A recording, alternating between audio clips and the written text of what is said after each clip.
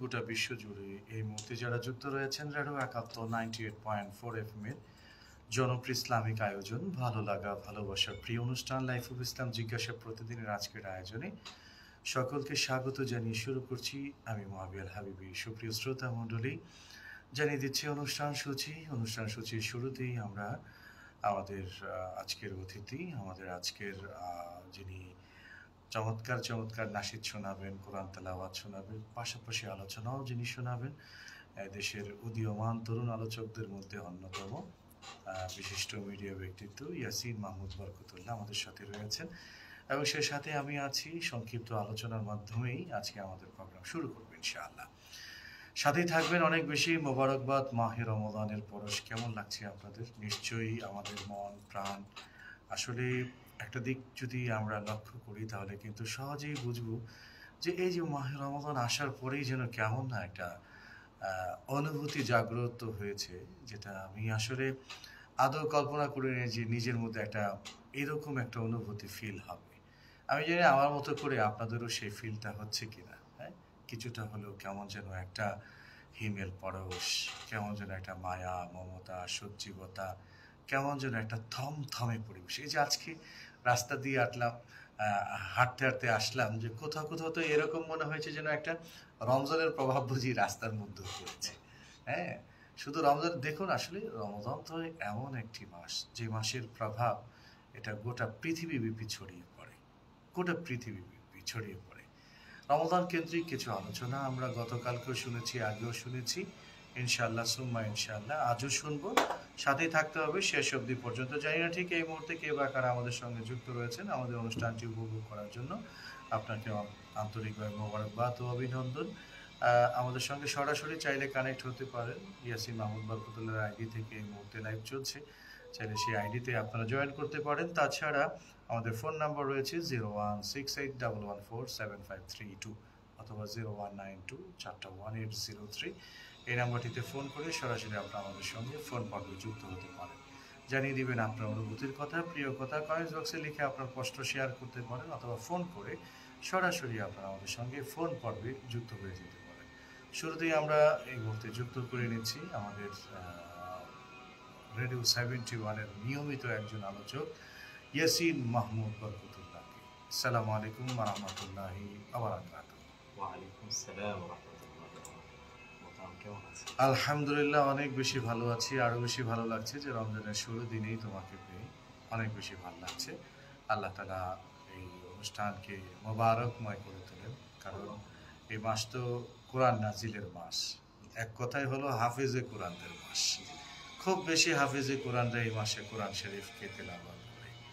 একজন 10 পারা 20 পারা, কেউ বা দৈনিকের থেকে আরো বেশি তেলাওয়াত করে। আলহামদুলিল্লাহ সুম্মা আলহামদুলিল্লাহ। কেউ 10 দিনে খতম, কেউ 1 সপ্তাহে খতম, কেউ 3 দিনে খতম, কেউ বা তার থেকে বেশি। বিভিন্নজন বিভিন্নভাবেই কিন্তু কোরআন মাজিদকে তেলাওয়াত করছেন। আপনি আমি চাইলে এই কথাটা শেয়ার করতে পারি যে আজকে কমেন্টস বক্সে অথবা ফোন করে জানাতে পারেন যে আজকের দিনে আপনি পারা তেলাওয়াত করেছেন। হ্যাঁ, কতগুলি পারা আপনি পড়েছেন, চাইলে কিন্তু আমাদের কমেন্টস বক্সে আপনি লিখে ফেলতে পারেন অথবা ফোন দিয়েও জানাতে পারেন। এবং নিজের মধ্যে এমন একটা উদ্দীপনা আমরা কাজ করবো, যেহেতু কোরআন নাজিলের মাস, এ মাসে খুব বেশি কোরআন তেলাওয়াত করবো। আল্লাহ তৌফিক দেন।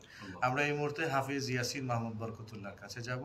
তার কণ্ঠে আমরা শুরুতেই তারাবিতে যেইভাবে তিনি পড়ে শোনান, ঠিক সেইভাবে অল্প একটু করে আমরা শুরুতেই শুনবো, এরপরে চলে যাব নাশিদ তানবীর আলোচনায়। সাথেই থাকবেন, শুভকামনা সবার জন্য। أعوذ بالله من الشيطان الرجيم. بسم الله الرحمن الرحيم. عما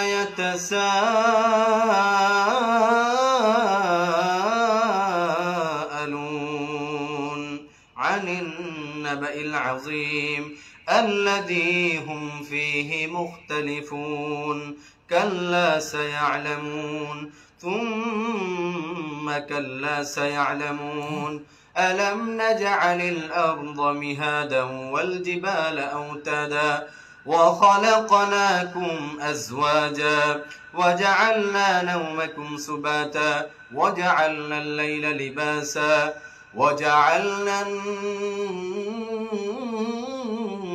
النهار معاشا وبنينا فوقكم سبعا شدادا وجعلنا سراجا وهاجا وأنزلنا من المعصرات ماء سجاجا لنخرج به حبا ونباتا وجنات ألفافا إن يوم الفصل كان ميقاتا يوم ينفخ في الصور فتأتون أفواجا وفتحت السماء فكانت أبوابا وسيرت الجبال فكانت سرابا إن جهنم كانت مرصادا للطاغين مآبا لابثين فيها أحقابا لا يذوقون فيها بردا ولا شرابا إلا حميما وغساقا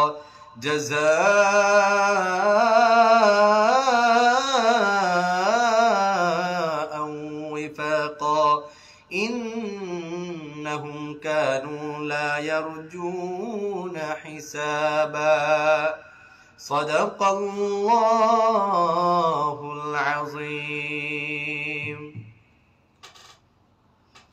মাশাআল্লাহ হাসবুক চমৎকার কণ্ঠে আমরা পাক কালামুল্লাহ শরীফের তেলাওয়াত শুনলাম হাফেজ কারি ইয়াসিন মাহমুদ বরকতুল্লাহর কণ্ঠে। সুপ্রিয় শ্রোতা মণ্ডলী, এমনিভাবে কিন্তু আমরা আমাদের মসজিদগুলিতে কিন্তু এখন তারাবির হাফেজ সাহেবদের তেলাওয়াতে মুখরিত হচ্ছে। আসলে আল্লাহ পাকের কালাম আমরা যত বেশি পড়ব ততই আমাদের দিলের মধ্যে এক অন্যরকম অনুভূতি জাগ্রত হবে। আল্লাহ তাআলা নিজেই বলেছেন, ইজা যুকিরাল্লাহু ওয়াজিলাত কুলুবুহুম ওয়া ইজা তুলিয়াত আলাইহিম আয়াতুহু যাদাতুহুম ঈমানা। আসলে মুমিনের ঈমান তো বাড়ে তো যখন মুমিন কালামে পাকের তেলাওয়াত শুনে। কালামে পাকের তেলাওয়াতের আরো অনেক ফজিলত আছে। দিলের ময়লা দূর হয়, দিলের যত রকমের দিলের মধ্যে কলুষিত যে ভাব রয়েছে এগুলি সব দূর হয়ে যায়। এজন্য আল্লাহ পাকের জিকির, আল্লাহ পাকের কালাম খুব বেশি বেশি করে তেলাওয়াত করা। এতে যে ফজিলত তার মধ্যে অন্যতম ফজিলত হচ্ছে এক এক হরফে আল্লাহ তাআলা নেকি দান করছেন। হ্যাঁ, 10টি নেকি আল্লাহ তাআলা এক এক হরফে দিবেন। তো এখন চিন্তা করে দেখুন, মাহে রমাদান তো নেকি কামাইয়ের মাস, তো এর থেকে বড় নেকি কামাই আপনি কি করবেন বলুন? এজন্য মাহে রমাদানের প্রতিটি মুহূর্ত আমরা চেষ্টা করব, প্রতিটি মুহূর্ত যেন আমরা চেষ্টা করব প্রতিটি মুহূর্ত আমরা চেষ্টা করব যেন আমরা খুব বেশি বেশি কালামে পাকের তেলাওয়াতের মধ্যে মনোযোগ দিতে পারি এবং নির্ধারণ করে ফেলি যে আমি প্রতিদিন কপাড়া পড়বো। হ্যাঁ, প্রতিদিন আমি কয় পাড়া পড়বো এটা নির্ধারণ করি, তাহলে দেখবেন যে আপনার জন্য সহজ হবে। এমন যদি হয়ে যায় যে আমি সকালে পড়তে পারিনি, সেটা আপনি দুপুরে পড়ে ফেলবেন। দুপুরে পড়তে পারেননি তো সেটা আপনি রাতে পড়ে ফেলবেন। রাতে পড়তে পারেননি তো এটা ফজরের ওয়াক্তে পড়ে ফেলবেন। অথবা একদিনে আমার পড়া হলো না তো আমি এটাকে আরেক দিনের সঙ্গে আমি বাড়িয়ে নিলাম। ঠিক এইভাবে যদি আপনি নিজে চেষ্টা করুন যে না আমি একটা খতম অন্তত কোরআনে পাকের দেব 30টা দিন, বলুন 30 দিনে এক পাড়া পড়তে যারা খুব মানে দ্রুত পড়তে পারে তাদের তো 15-20 মিনিট লাগে, যারা একটু স্লো পড়ে তাদের না হয় আধা ঘন্টা লাগে, যারা আরেকটু স্লো পড়ে তাদের না হয় 40 মিনিট লাগলো বা 1 ঘন্টাই লাগলো। এই 24 ঘন্টার মধ্যে কি আমি 1টা ঘন্টা সময় দিতে পারবো না আল্লাহর কালামের সঙ্গে? অথচ এই কালাম তো আল্লাহ তাআলা এই মাসেই নাজিল করেছেন। এই মাসের দাম তো বেড়েছে কালামুল্লাহর কারণে, এই মাসের দাম বেড়েছে কালামুল্লাহ শরীফের কারণে। এই মাসে আল্লাহ তাআলা আল্লাহর হাবিব সাল্লাল্লাহু আলাইহি ওয়াসাল্লামের উপর কোরআন নাজিল করেছেন, যার কারণে জিবরিল আলাইহিস সালামের দাম বেড়েছে, যার কারণে যে রাত্রিতে কোরআন নাজিল হয়েছে সে রাত্রির দাম হয়েছে খায়রুম মিন আলফি শাহর হয়েছে। 1000 রাতের চাইতে ইবাদত করার সওয়াব আল্লাহ তাআলা দিচ্ছেন। এই যে বিষয়গুলি রয়েছে, তো আমি আপনি যদি কালামে পাকের তেলাওয়াত থেকে বঞ্চিত হয়ে যাই তো আমার থেকে বড় হতভাগা কে হতে পারে, কে হতে পারে? এজন্য নিজের মধ্যে আমি অন্তত এতটুকুন স্পিরিট রাখি যে আমি কমপক্ষে দৈনিক এক পারা পড়ব, কমপক্ষে এক পারা পড়ব। আমাদের ওই যে গতকালকে আমি বলেছিলাম ইমাম বুখারী রহমাতুল্লাহ আলাইহির কথা, যে তারা কতবার খতম দিয়েছেন। হ্যাঁ, সাহাবীরা কতবার কোরআন খতম দিয়েছেন। রসুল পাক সাল্লাল্লাহু আলাইহি ওয়াসাল্লামের উপর আল্লাহ রসুল সাল্লাল্লাহু আলাইহি ওয়াসাল্লামের উপর জিবরিল আলাইহিস সালাতু ওয়াসাল্লাম যতটুকুন 23 বছরে তো কোরআন নাজিল হয়েছে, যতটুকুন নাজিল হতো এটা আবার রসুল সাল্লাল্লাহু আলাইহি ওয়াসাল্লামকে আবার পুরোটা শোনাতেন, দাওর করতেন। জিবরিল আলাইহিস সালাম এবং আল্লাহ রসুল সাল্লাল্লাহু আলাইহি ওয়াসাল্লাম দুজনে একজন আরেকজনকে শোনাতেন। তো এই যে সিস্টেমটা, হ্যাঁ, এই যে সিস্টেমটা রয়েছে শোনানো শোনা, দেখুন আমাদের সবার ক্ষেত্রে আসলে হয় না। অনেকেই আমরা কোরআন পড়তে পারি না, মানে এর সংখ্যাটা এটা মেজরিটি পার্সেন্ট, শতকরা বহু হবে, বহু, এটা আমি কোনো পার্সেন্টেজ করতে চাচ্ছি না, অনেক বেশি হবে। তো সেই ক্ষেত্রে আমি আপনি চিন্তা করি যে আল্লাহ পাকের কালাম আল্লাহ তাআলা নাজিল করেছেন, আমি সেই কালামুল্লাহ শরীফকে পড়তে পারছি না। তো আমি রমজান নাজিলের মাসে, যে কারণে রমজানের দাম বেড়েছে, তো আমি এর জন্য কি করলাম? তো আপনার কাছে আমার পরামর্শ হচ্ছে যে আপনি দৈনিক একটু চিন্তা করুন, একটা সময় বের করুন, চিন্তা করে একটা সময় বের করুন, যে কোনো মাধ্যমে, যে কোনো ওয়েতে হোক। মাহে রমজানে নিশ্চয়ই আপনি মসজিদে নামাজ পড়তে যাবেন, অথবা আপনি, এখন তো মিডিয়ার যুগ, সোশ্যাল মিডিয়ার মাধ্যমে আপনি চাইলে শিখতে পারেন, অথবা কারো কাছে গিয়ে আপনি হলেও শিখেন। আপনি কোরআনটাকে শেখার যে কোনো ওয়ে হোক, যে কোনো মাধ্যমে হোক, শেখার চেষ্টা করুন, শেখার চেষ্টা করুন। অন্তত আপনি যদি ট্রাইটা করেন, তাহলে হয়তো আল্লাহ পাকের জিজ্ঞাসা থেকে আমি বেঁচে যেতে পারি। যারা কিছু কিছু কোরআন পড়তে পারি, তো আমি যতটুকুন পারি বেদে বেদে পারি, বেদে বেদে ঠেলে ঠেলে পারি, তো ঠেলে ঠেলেই পড়ুন, কোনো অসুবিধা নেই। তো অনেকে মনে করে হুজুর আমি পড়তে পারি না ভালো করে, তাহলে কি আমি ঠেলে ঠেলে বেদে বেদে পড়বো? আরে ভাই, আপনি ঠেলে ঠেলে বেদে বেদে পড়াতে তো আল্লাহ তাআলা আপনাকে দ্বিগুণ সওয়াব দিবেন, সুবহানাল্লাহ। ছোট্ট বাচ্চা, দেখুন ছোট্ট বাচ্চা যখন বেদে বেদে কথা বলে, ঠিক স্পষ্ট করে মা বলতে পারে না, স্পষ্ট করতে বাবা বলতে পারে না, মামা বলতে পারে না, নানা বলতে পারে না, এটা দাও ওটা দাও, এই যে যেরকম ভাষা আছে না, বাবা ওটা আমাকে দাও, এই যে বেদে বেদে পড়তেছে। আজকে বলুন তো, সন্তান যখন এইরকম বেদে বেদে কথা বলে বাবার সাথে মায়ের সঙ্গে, তখন কি খুশিটা কম লাগে না বেশি লাগে? বেশি লাগে। স্বাভাবিক খুশি বেশি লাগছে। তো আল্লাহ তাআলা তো দেখছে যে আমার বান্দা পারতেছে না, আমার বান্দা পড়তে পারছে না, সে তো ট্রাই করছে, সে চেষ্টা করে যাচ্ছে, তো আল্লাহ তাআলা দ্বিগুণ সওয়াব বান্দাকে দান করেন। এই জন্য আমরা এমন হীনমন্যতায় না ভুগি, এমন হীনমন্যতায় আমরা না ভুগি যে আমরা পারবো না, আমার কষ্ট হচ্ছে। আরে কষ্ট তো হবেই, এর থেকে বড় কি আর হতে পারে? যে কালামুল্লাহ তেলাওয়াত মানে কি? আমি সরাসরি আল্লাহর সঙ্গে কথা বলা। কালামুল্লাহ তেলাওয়াত মানে কি? সরাসরি আল্লাহর সঙ্গে কথা বলা। সুবহানাল্লাহ। তাওরাত আল্লাহর কিতাব, জবুর আল্লাহ পাকের কিতাব, ইনজিল আল্লাহ পাকের কিতাব, কিন্তু কালামুল্লাহ এটা ব্যতিক্রম, এটা আল্লাহ পাকের কালাম, কিতাবও আবার কালামও। তো এজন্য আল্লাহ তাআলা, আল্লাহ রব্বুল ইজ্জত ওয়াল জালাল চিন্তা করে দেখেন এই কোরআন মাজিদের মধ্যে কি রকম ভালোবাসা, কি রকম প্রীতি রেখেছেন। হ্যাঁ, সেই কবে থেকে কোরআন নাজিল হয়েছে? 1500 বছর হয়েছে। সূরাতুল ফাতিহা দিয়ে বান্দা প্রতি তারাবির প্রতি রাকাতে পড়তেছে, আলহামদুলিল্লাহ। একটু পড়ো না সুন্দর করে, আমি তো অত ভালো করে পড়তে পারি না, শোনাও তো। أعوذ بالله من الشيطان الرجيم. بسم الله الرحمن الرحيم. الحمد لله رب العالمين الرحمن الرحيم مالك يوم الدين. إياك نعبد وإياك نستعين. اهدنا الصراط المستقيم صراط الذين أنعمت عليهم غير المغضوب عليهم ولا الضالين.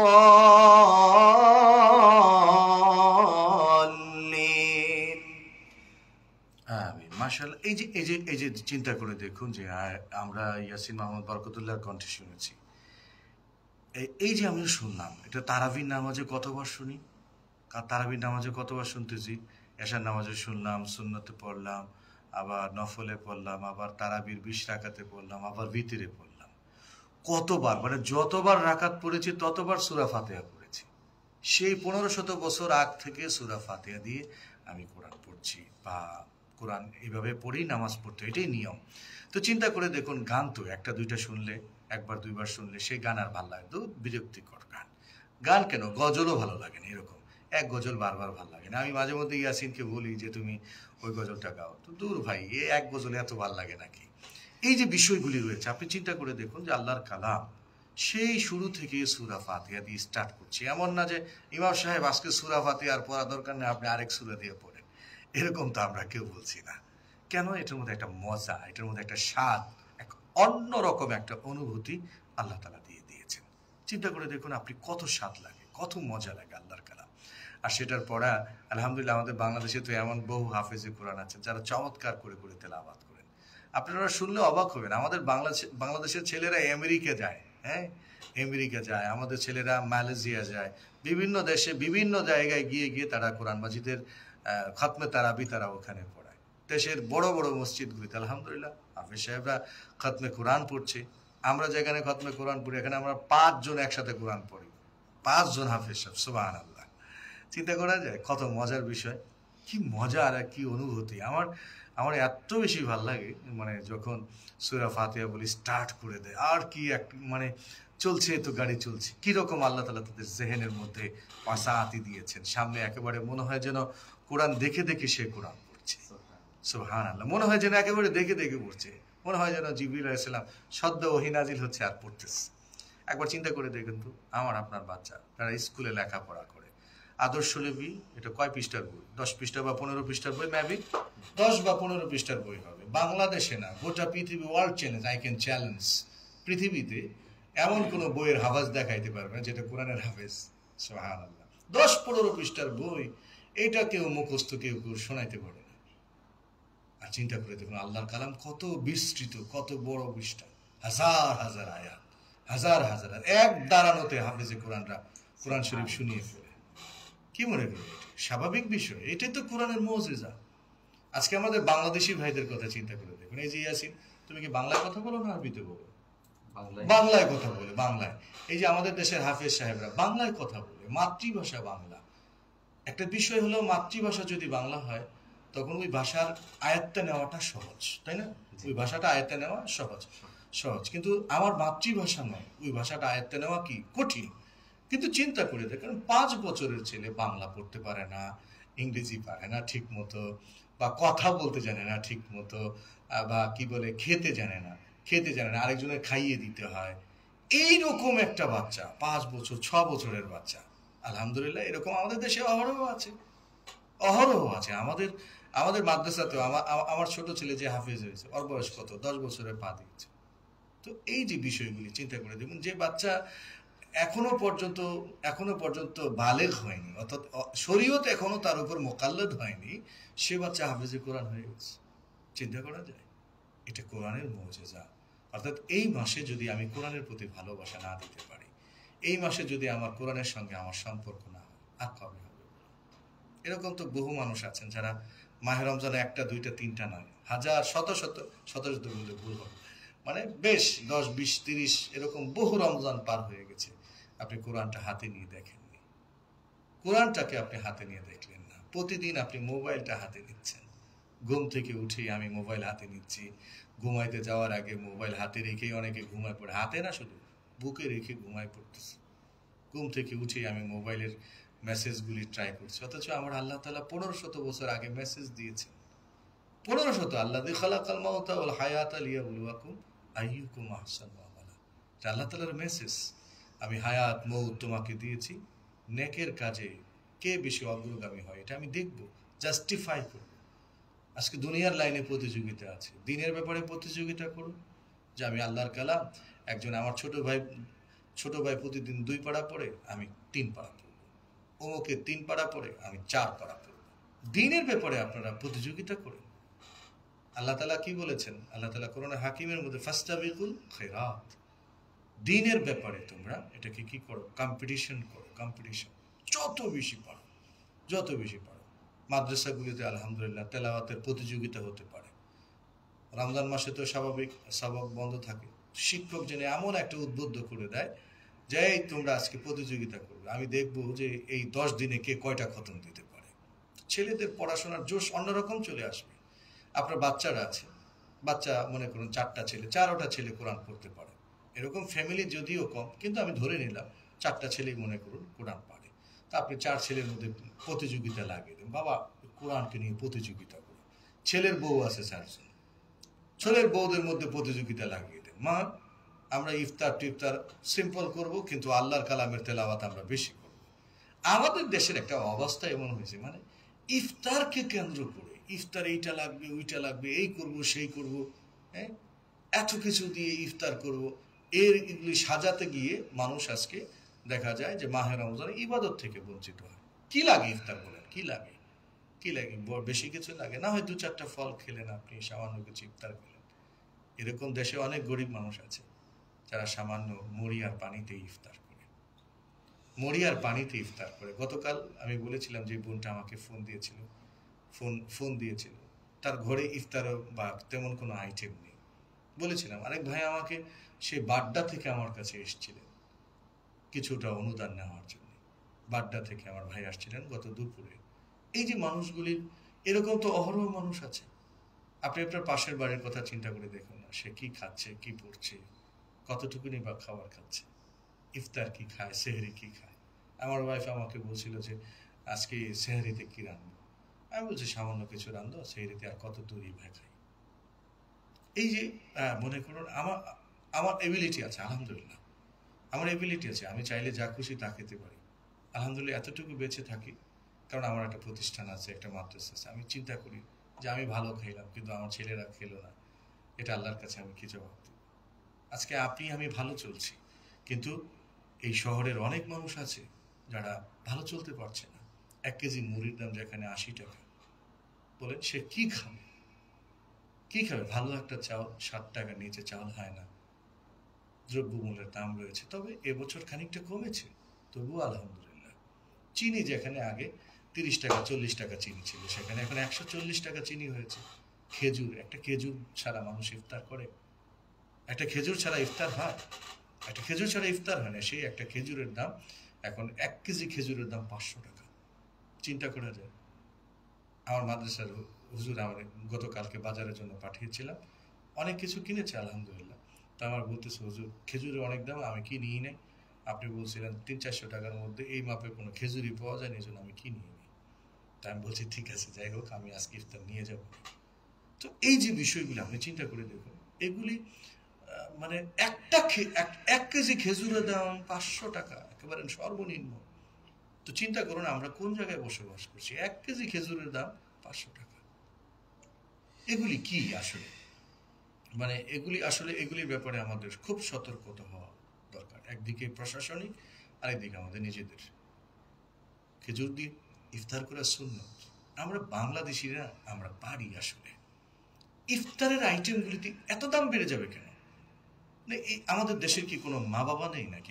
আমার বোধগম্য নেই বিষয়গুলি। ইফতারের আইটেম মানে ইফতার, রোজার আগের দিনও যে জিনিসটার দাম কম ছিল, রোজার মধ্যে সে জিনিসটার দাম বেড়ে যায় কেন রে ভাই? এমনটি আপনি করেন, আপনি উমুককে দোষেন যে সে জালেম। আপনার সাথে বড় জালেম আর কি আছে যে আপনি ইফতারের আইটেমের দাম আপনি বাড়িয়ে দিচ্ছেন? একজন রোজাদারের জন্য, রোজাদার সে ইফতার খুলবে, হ্যাঁ ইফতার খুলবে, সেই আইটেমগুলোর দাম আপনি বাড়িয়ে দিচ্ছেন। আপনি একজন ব্যবসায়ী, আপনার ব্যবসায়ীর আগে আপনি লিখে ফেলেন আপনি জালেম ব্যবসায়ী। সে দ্রব্য মূল্যের দাম বৃদ্ধি করে দেয় এবং এটা বৃদ্ধির ব্যাপারে সিন্ডিকেট হচ্ছে, বিভিন্ন জায়গায় সিন্ডিকেট হচ্ছে, সিন্ডিকেটের মাধ্যমে বিজনেস চলছে। একজন আরেকজনের সঙ্গে কোরাম করে বিজনেস করছে, বাজারকে এরকম নিয়ন্ত্রণ করে ফেলেছে তাদের আন্ডারে। জালেম সব এগুলি। আচ্ছা গরিব দুঃখী অসহায় কত মানুষ আছে বলুন? আমরা স্বাভাবিক মধ্যবিত্ত মানুষ যারা, তারা তো মানুষের কাছে চাইতেও পারে না, মানে খাইতেও পারে না, মানে এই এক সিচুয়েশনের মধ্যে চলছে। গরিবরা না হয় একজনের থেকে নিয়ে আরেকজনের কাছে চাইলে, যেমন আমরা দেখি যে আমাদেরকে অনেকে ফোন দেয় যে ভাইয়া আমাকে একটু ইফতার পাঠালে ভালো হয়, আমাকে অনেকে মেসেজ দেয় যে আমাকে এটা করলে ভালো হয়। জাকাতের সময় বলে যায় ভাইয়া আমার অনেক টাকা ঋণ আছে, আমাকে কিছু জাকাত দিবেন, এরকম অনেকে বলে। কিন্তু বলে না পার্সনের কি দেশে অভাব আছে মনে করুন? এই মধ্যবিত্ত মানুষগুলি পড়েছে যাকে আমরা বলে থাকি মাইন্ডকে চিপায়। মাইন্ডকে চিপের মধ্যে তারা আছে, না চাইতে পারে না বলতে পারে। তো এই যে মানুষগুলি না, তো আমি যে এই যে মানুষগুলিকে ক্ষতিগ্রস্তের মধ্যে ফেলে দিলাম। কার বাচ্চা না চায়, কার বাচ্চা না চায় ইফতারের আগে একটু আপেল, একটু মালটা, একটু কমলা না খেতে? বলুন কার বাচ্চা না চায়? সবার বাচ্চাই তো চায়। আপনার বাচ্চার সামনে আপনি এত মালটা সাজিয়ে রাখলেন, কমলা, আপেল, বিভিন্ন রকমের খাবার সাজিয়ে রাখলেন। এদেশে কত অনাথ, কত এতিম, কত গরিব, কত অসহায় আছে, যারা ঠিক মতো ইফতারও করতে পারে না। এটা জানেন? একটু একটু একটু নিজে একটু নড়ে চড়ে দেখুন না, একটু দেখুন না। এদেশের বিশেষ করে আমি বলবো যে বেশি দূর যাওয়া লাগবে না, আপনি মাদ্রাসাগুলিতে খবর নেন, মাদ্রাসার এতিমখানাগুলিতে আপনি খবর নেন, তারা কি ইফতার করে, কি সেহরি করে, কি সেহরি করে। একটু খবর আপনি নিজে নিয়ে দেখবেন, তারা কি ইফতার করছে, কি সেহরি করছে। বাংলাদেশে তো মাদ্রাসাগুলির অভাব নেই, অভাব নেই, মাদ্রাসার অভাব নেই। কত গরিব দুঃখী অসহায় আছে, এরকম খবর নেন, বস্তিগুলোতে খবর নেন।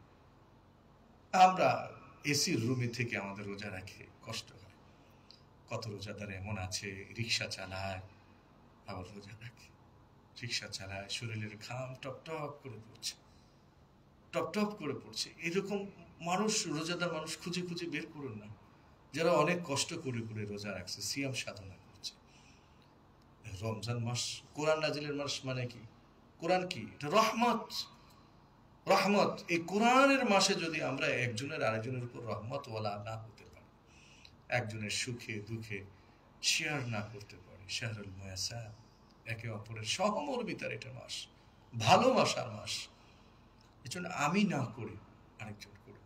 ভাই আপনি কেমন ইফতার করছেন? অনেকে অনেক জায়গার মধ্যে আমরা দেখি যে খুব রকমের একেবারে হুলস্থুল পড়ে যায় ইফতার নিয়ে, ইফতারের ব্যাপক আয়োজন বিভিন্ন জায়গায় হয়। আরেকটা জিনিস মনে পড়েছে, দেখুন আমাদের দেশে কিন্তু কেবল ইফতার বিক্রি হয়, এটা জানো তুমি? অন্য কোনো দেশে ইফতার বিক্রি হয় না। ইফতার নিয়ে দাঁড়িয়ে থাকে। এই যে গতকালকে ফেসবুকে দেখেছি, মেবি সেটা আরবের কোনো দেশ হবে, ইফতার নিয়ে দাঁড়িয়ে আছে, যে মানুষ সেখান থেকে দুইটা একটা, মানে কথা হলো আমার থেকে একজন নিল, মানে আমি এটা বেশ একটা বড় ব্যবসা করে ফেললাম। কিসের ব্যবসা? আখিরাতের ব্যবসা।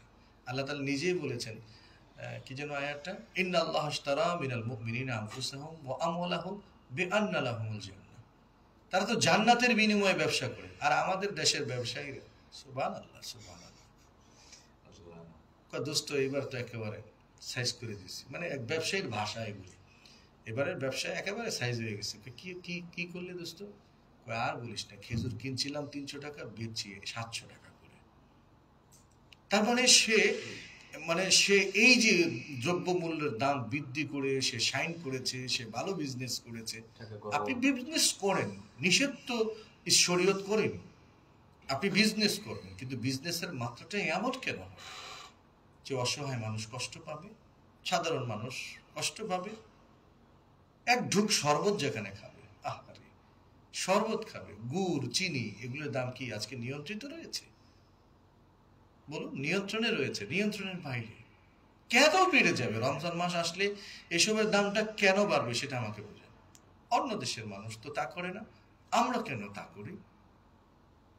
কেন আমরা তা করি? গোজামজাত করে, স্টক করে দ্রব্যমূল্যের দাম বাড়িয়ে ফেলছে। এক একজন লাইভে দেখাচ্ছে খেজুরের কি গোডাউন, দেখাচ্ছে খেজুরের গোডাউন।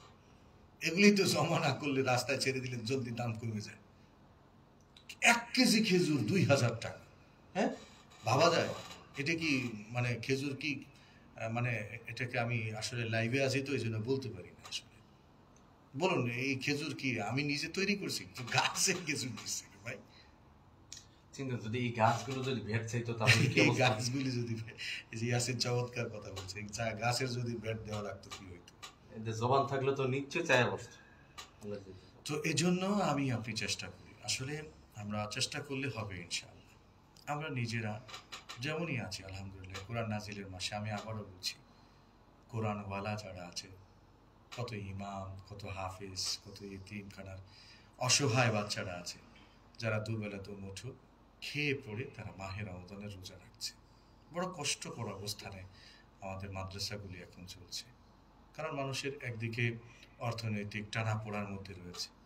আমাদের মাদ্রাসায় আলহামদুলিল্লাহ, নিজে দুঃখ বলো কষ্ট বলো, মাদ্রাসায় এক বছরে আমার 5.5 লক্ষ টাকা আমি মাদ্রাসার কাছে পাই। তা বুঝতেছ? মানে আমার টাকা হিসাব হলো, খাতা কলমে তো হিসাব অবশ্যই রাখতে হয়, হিসাব আছে। 5.5 লক্ষ টাকা শুধু মাদ্রাসা আমার কাছেই দিল, মানে আমি মাদ্রাসার কাছে 5.5 লক্ষ টাকা পাই। মানে আমার পকেট থেকে মাদ্রাসার মধ্যে এই টাকাগুলি ঢুকেছে, এই টাকাগুলি। তো এখন চিন্তা করুন যে একটা মাদ্রাসা যদি এত টাকা ঋণ হয়, সামনের দিনগুলি সে কিভাবে চলবে, কিভাবে চলবে? আজকে আমাদের কাছে 50-60 জন বাচ্চারা থাকে, এই বাচ্চাদের খাবার দাবার বিভিন্ন রকমের বিভিন্ন সমস্যা আছে। কিছু গার্ডিয়ান তো কিছু কিছু শরিক হয় আলহামদুলিল্লাহ, কিন্তু তারাও অনেকে কুলিয়ে উঠতে পারে না, কুলিয়ে উঠতে পারে না। তো এই বাচ্চাগুলিকে মানে পরিচালনা করা কতটা কঠিন হয়ে পড়ছে। এই জন্য আমরা যারা বিত্তশালী আছি, আমাদের বাড়ির পাশে হোক, আমরা যেখানে গরিব অসহায় দুস্থ মানুষদেরকে আমরা পাবো, আমাদের এতিমখানা পাবো, বিভিন্ন জায়গাতে বিভিন্ন সময় আমাদের টাকা পয়সা আমরা নষ্ট করে ফেলি। এই সকল দিনই প্রতিষ্ঠানগুলো আপনার ভেবে, আপন ভেবে আপনি তাদের সহায়তা করুন। অন্তত একবেলার একদিনের একটা ইফতারের আয়োজন করে ফেলেন, খুব লাগবে না তো। 50 জন মানুষ ইফতার করলে 3000 টাকা হলেই হয়ে যাবে। 1 কেজি 2 কেজি মুড়ি, 1 কেজি 2 কেজি সালা, এই বুট পেঁয়াজু এই সেই করতে করতে দেখা যাবে ফল পাকড়া কিছু থাকলো 3000 টাকা শেষ হয়ে গেল। আপনি চেষ্টা করুন যে না, আমি আর 2-3 হাজার খরচ করে একবেলার খাবার খেয়ে দিব, সেহরি একটু করিয়ে দেন। না হয় আপনার বাড়িতে 2 দিন আপনি সেহরির আইটেমটা একটু কম করলেন, ইফতারের আইটেমটা কম করলেন। এগুলি করে কিন্তু আমরা করতে পারি। ইয়াসিন ভালো বলতে পারবো, গতবার আমরা কি করেছিলাম, গতবার বেশ কিছু মানুষের জন্য আমরা অসহায় মানুষের কাছে আমরা ইফতার সামগ্রী পাঠিয়েছিলাম, সাহারি পাঠিয়েছিলাম। সেই মানুষগুলি তো হয়তো আমাকে ফোন দিতে পারে না, কিন্তু আমাকে তো তারা মিস করছে এখন, যে মোয়াবিয়া ভাই তো গতবার দিয়েছিল, কিন্তু এবার কি আসবে না? মামুন ভাই তো গত বছর দিয়েছিল, এবার কি তিনি আসবে না? ইয়াসিন তো দিয়েছিল, এবার কি আসবে না? আসলে আমি আমি আপনাকে আমি আমি আমি আপনি যে যেই জায়গায় আছি, আমরা ভালো বলতে পারি কে কোন অবস্থানে আছি, কিন্তু আল্লাহ পাকের শুকর করুন এই কোরআন নাজিলের মাসে। আল্লাহ পাকের শুকর করুন যে আমি আপনি সুস্থ আছি। কত অসুস্থ মানুষ আছে, কত অসহায় মানুষ আছে। এজন্য সেই মানুষগুলির পাশে আমরা সবাই দাঁড়াবো, সবাই দাঁড়াবো। আমাদের আমাদের প্রোগ্রাম লাইভ চলছে, অনেক মানুষ আমাদের সাথে অ্যাড হচ্ছে। আমি বলছি না যে আপনি শুধু এই কি বলে এটাকে, এই আপনার বাড়ির পাশের খোঁজ নেবেন, আপনি আরো দূরের পাশের খোঁজ নেন, অথবা আপনি দূরেরটা নেবেন কেন, আপনার জায়গাটা আপনি নেন। প্রতিজন একটা গ্রামে যুবক ভাইরা আছে, যুবক ভাইরা নিয়ত করুন যে আমাদের এই গ্রামের আমরা যত দুস্থ মানুষ আছে প্রতিদিন তাদেরকে আমরা ইফতার করাবো। উদ্যমী হও। যুবকরা কিন্তু চাইলে পারে যে আমাদের এলাকায়, যেমন এটা কি বাজার, পল্টন, আপনি আমি যদি হিম্মত করি তাহলে হবে ইনশাআল্লাহ। মানুষের পাশে দাঁড়াবার আল্লাহ তাআলা তৌফিক আমাদেরকে দিক, এটা আমরা চাই। কারণ এই মাসটা হচ্ছে কোরআন নাজিলের মাস, রহমত, বরকত, মাগফিরাতের মাস। বেশি বেশি এই মাসে আমরা ইবাদত করে করে আল্লাহ পাকের নৈকট্য হাসিল করব। একজন মানুষকে ইফতার খাওয়াবেন, তার অনেকগুলি ফজিলত। একটা ফজিলত বলি, সে মানুষ দেখছে তোমায় রমজানুল মোবারক, সৃষ্টি যত সবার মাঝে সুখের হাওয়া বয়ে যাক, সৃষ্টি যত সবার মাঝে সুখের হাওয়া বয়ে যাক। শোনো মানুষ ডাকছে তোমায় রমজানুল মোবারক, শোনো মানুষ ডাকছে তোমায় রমজানুল মোবারক। সেহরিতে জাগার মাঝে মুমিন যে পায় কি শান্তি, তারাবিতে দূর করে দেয়। শোনো মানুষ ডাকছে তোমায় রমজানুল মোবারক, শোনো মানুষ ডাকছে তোমায় রমজানুল মোবারক। সৃষ্টি যত সবার মাঝে সুখের হাওয়া বয়ে যাক, সৃষ্টি যত সবার মাঝে সুখের হাওয়া বয়ে যাক। শোনো মানুষ ডাকছে তোমায় রমজানুল মোবারক, শোনো মানুষ ডাকছে তোমায় রমজানুল মোবারক। মাশাআল্লাহ, আলহামদুলিল্লাহ। আমরা চমৎকার কণ্ঠে ইয়াসিন মাহমুদ বরকতুল্লাহর কণ্ঠে আমরা একটা নাশিদ শুনে ফেললাম। এই মুহূর্তে আমরা ফোন পর্বে যাব। সরাসরি ফোন পর্বে যাওয়ার পূর্বে আমরা একটু কমেন্টসগুলি পড়ে নিই। অনেকেই ইয়াসিন মাহমুদ বরকতুল্লাহর আইডিতে যারা লাইভে যুক্ত ছিলেন অনেকেই কমেন্টস করেছেন। কমেন্টসগুলো তুমি পড়ো, অসুবিধা নেই, পড়ো। আলহামদুলিল্লাহ, আমাদের সাথে আজকে লাইভে অনেকেই যুক্ত ছিলেন। এই মুহূর্তে যুক্ত আছেন জসিম ভুইয়া, লিখেছেন সুবহানাল্লাহ, লিখেছেন আলহামদুলিল্লাহ। জসিম ভুইয়া অনেকগুলো কমেন্টস করেছেন। আমাদের সাথে যুক্ত আছেন মুফতি ইমরান হোসাইন মুজাহিদি, নন্দিত একজন আলোচক, চমৎকার আলোচনা করে থাকেন, আমাদের মুয়াবিয়া সাহেবের খুব পছন্দের মানুষ। লিখেছেন মাশাআল্লাহ। যুক্ত আছেন এস এম দিন ইসলাম সাহেব, যুক্ত আছেন রুহুল আমিন সাহেব, যুক্ত আছেন এইসএম আব্দুল্লাহ, যুক্ত আছেন হাবিবুল্লাহ বিন আজাদ, লিখেছেন আমাদের সিরিয়াল কবে? জি, আমাদের কালকে চলে আসেন ইনশাআল্লাহ। আমাদের মুয়াবিয়াল হাবিব সাহেব বলেছেন কালকে চলে আসতে। আমাদের রেডিও ৭১-এর দরজা লাইফ অফ ইসলাম যে অনুষ্ঠান, এই অনুষ্ঠান থেকে আপনাদের সকলকে স্বাগত জানাই। সব সময় খোলা আছে, সব সময় খোলা আছে। শুধু গেটের কাছে আসলেই দেখবেন যে বন্ধ, আমাকে নক দেওয়া ছাড়া কিন্তু ঢুকতে পারবেন। এটা হচ্ছে একটা বিষয়। তবে নক দিবেন, গেট খুলে যাবে ইনশাআল্লাহ। আমাদের সাথে যুক্ত আছেন মাহমুদুল হাসান, লিখেছেন আমি ঢাকা উত্তরা থেকে দেখছি, দিয়াবাড়ি গোলচক্কর জামে মসজিদ থেকে দেখছি। জাযাকাল্লাহ, শুকরান আমাদের সাথে থাকার জন্য, অনেক অনেক শুকরিয়া। সোহাইবুর রহমান হামিদি ভাই আমাদের সাথে যুক্ত আছেন, মাশাআল্লাহ, আলহামদুলিল্লাহ, সাধারণ। শাহাদাত হোসেন ভাই যুক্ত আছেন, মাশাআল্লাহ, লিখেছেন। হুজাইফা আল মাহদি, আমাদের নন্দিত একজন উপস্থাপক, হুজাইফা আল মাহদি ভাই যুক্ত আছেন, লিখেছেন মাশাআল্লাহ, সুন্দর আয়োজন, চমৎকার এই আয়োজন, আপনাকেও স্বাগতম, একদিন হুট করে চলে আসবেন। মুফতি ওয়াহিদুল ইসলাম কারিমি সাহেব আমাদের সাথে যুক্ত আছেন, মাশাআল্লাহ, চমৎকার আয়োজন। আমিনুল ইসলাম নোনাহারি লিখেছেন মাশাআল্লাহ, প্রিয় হযরত মুফতি মুয়াবিয়াল হাবিবি এবং ইয়াসিন মাহমুদ বরকতুল্লাহ শুনছি। না ভাই, সুন্দরবনে দাওয়াত দিলে বিপদ আছে। একবার সুন্দরবনে দাওয়াত দিলে তো বিপদ আছে। মানে সুন্দরবন এলাকায় যেতে পারি, বাকি সুন্দরবনের ভিতরে দাওয়াত কি দেয় নাকি? মুফতি রহমতুল্লাহ মাদানী ভাই লিখেছেন আমার প্রিয় কেমন আছেন, দুই প্রিয় কেমন আছেন। রহমতুল্লাহ মাদানী ভাই চমৎকার কণ্ঠে ওয়াজ করে থাকেন, উনিও অনেকগুলি কণ্ঠে ভাইরাল মানুষ একেবারে। নাজমুল সালিহ লিখেছেন আমি আপনাদের দুইজনের বিগ ফ্যান। তাই অনেক বড় তুমি না? আচ্ছা, যাই হোক, তোমার বড়টা আমার এখনো আন্দাজ করা যায় নাই, তো তুমি চলে এসো, তোমাকে ইনশাআল্লাহ সেইভাবে একটু মেপে দেখবো। মিজানুর রহমান ভাই লিখেছেন আওয়াজ কম। হ্যাঁ, একটু আওয়াজ কম, ভলিউমটা কমিয়ে রাখা হয়েছে, নাই তো কানের মধ্যে অনেক সাউন্ড হয়, আর আপনারা একটু কষ্ট করে হলেও শুনলেন। সালিহিন লিখেছেন কেমন আছেন? আলহামদুলিল্লাহ ভালো আছি, সবাই ভালো আছি, অনেক অনেক অভিনন্দন, প্রীতি, শুভেচ্ছা। এখন তো আর লাইভে নেই, এই যে নতুন করে কমেন্ট করছে তানবীর হাসান, আমিও আসতে চাই ইনশাআল্লাহ। অবশ্যই চলে আসবেন। মাহবুবুর রহমান সাহেব যুক্ত আছেন, আমাদের রমনার খতিব, লিখেছেন মাশাআল্লাহ। মুফতি মাহবুবুর রহমান ভাই আমাদের রমনা মসজিদের খতিব সাহেব, মানে এত চমৎকার, মানে বচনশীল ভাষায় কথাবার্তা, বচন ভঙ্গি। উনি আসলে তো আমার উপস্থাপনা শেষ। মানে এত সুন্দর করে কথা বলে, যেটা আসলে মানে একদম ম্যাবি, আপনি বিশ্বাস করতে পারেন, চমৎকার। কেউ চাইলে তার পিছনে নামাজ পড়ে দেখতে পারেন। হাফেজ শেখ সাদি ভাই লিখেছেন আসসালামু আলাইকুম। ওয়ালাইকুম আসসালাম। জসিম ভাই লিখেছেন অনুষ্ঠান খুব সুন্দর, মাশাআল্লাহ, সাথে থাকবেন অনেক বেশি, আপনারা কমেন্টস করুন আর সাথে থাকুন। এখন কি লাইভ চলছে? হ্যাঁ, লাইভ চলছে, তাই অনেকেই দেখছে, মাশাআল্লাহ মাশাআল্লাহ। লাইভটি কিন্তু শেয়ার হয়নি, অনেকে আমাদের সঙ্গে দেখছে, বাট সবাই শেয়ার করেনি। সবাই যদি শেয়ার করে দিত তাহলে হয়তো আরো অনেকেই আমাদের সঙ্গে যুক্ত হয়ে যেতে পারত। আচ্ছা, স্যার ফারহান লিখছেন আমি আপনাদের দুই তারকার ভক্ত। মানে আমি তারকা নই, যাই হোক, ইয়াসিন মাহমুদ তারকা বললেও ভুল হবে, সুপারস্টার বলতে হবে। আবার এই বলার সময় আবার একটু চেবে বলতে হবে। হ্যাঁ, যাই হোক, মাহবুব ফারহান, তারপরে সাদ ফারহান, ওরা তো এখন মানে ভালো একটা দুলাভাই পেয়েছে, যার কারণে আমাদের সঙ্গে যোগাযোগ একটু কম। যাই হোক, সাদ ফারহান, অভিনন্দন রইল, আসবে। আমি দুলাভাই না হলেও তোমার ভাই আছি, চলে আসবে ইনশাআল্লাহ। তানভীর হাসান লিখছে আমিও আসতে চাই। হ্যাঁ, অবশ্যই, ওয়েলকাম টু কোথায় 71। আর যাই হোক, কমেন্টস পড়লে অনেক কমেন্টস পড়া যাবে, আপনারা সাথে থাকবেন, আমরা কিছু ফোন নিব। হ্যাঁ, ফোন নিব, কারণ অনেকেই সোশ্যাল মিডিয়াতে এইভাবে যুক্ত নেই, যাদের কাছে অ্যান্ড্রয়েড ফোন নেই, অথবা সরাসরি ফোন করতে চান, ফোন করে ফেলুন, ফোনের মাধ্যমে জেনে ফেলুন 0192411803। প্রতিদিন আমাদের অনুষ্ঠানটি উপভোগ করার জন্য আপনাকে টিউন করতে হবে 98.4 FM বিকেল 3টা থেকে শুরু করে একেবারে আসরের নামাজের পূর্ব পর্যন্ত আমরা যুক্ত হচ্ছে।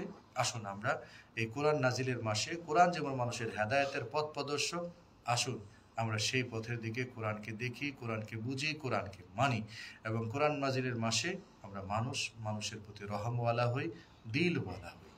আল্লাহ তাআলা